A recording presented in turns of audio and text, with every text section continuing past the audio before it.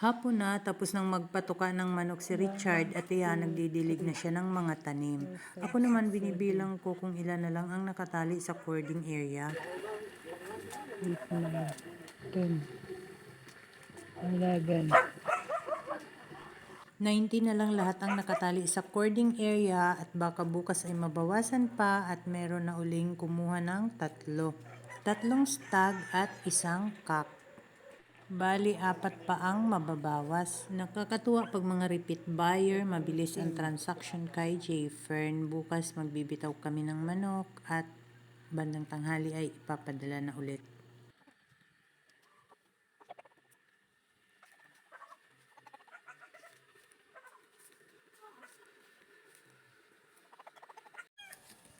May bunga ang talong.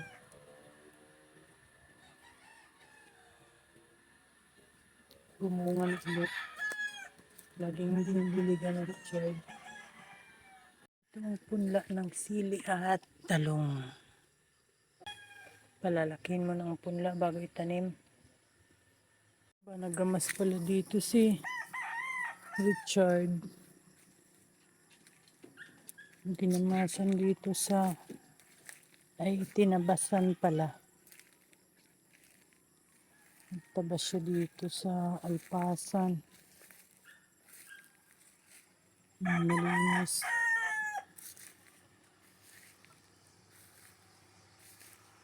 Malinis ang alpasan.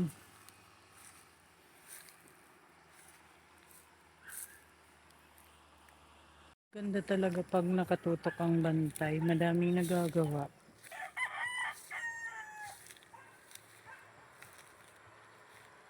Pag hindi umaalis, laging nandito lang.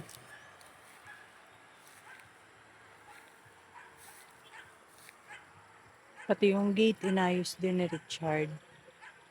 Dahil napasok ang kambing. Inayos niya ang gate. Natututukan pati niya ang mga manok. Lagi siyang nandito. Nakakapagtanim pa siya ng mga gulay.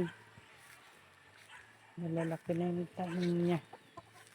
Maya-maya lalagyan na ng balag ang kanyang sitaw. Yan yung nyug na dala namin at tinanim na pala ni Richard.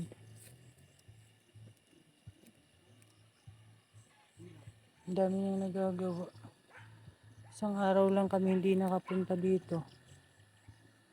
Malinis pati ang paligid. Sinisilab niya yung mga tuyong dahon dahil paggabi may mga niknik. Hindi makatulog ang manok.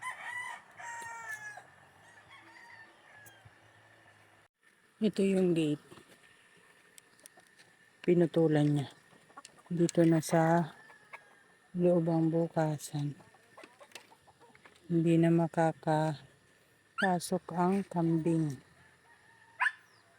Ginamasan dito ni Richard, tatamnan siguro ng mga sili at talong.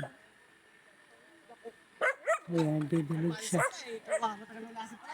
Ayan. Madilim na, pauwi na kami. That's all guys. Thank you so much for watching. Please like, share, and follow for more. Bye! Nandiyan na si Margie. Nandiyan na.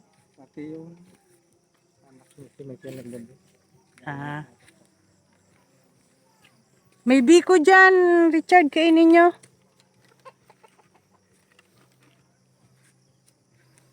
May tulay.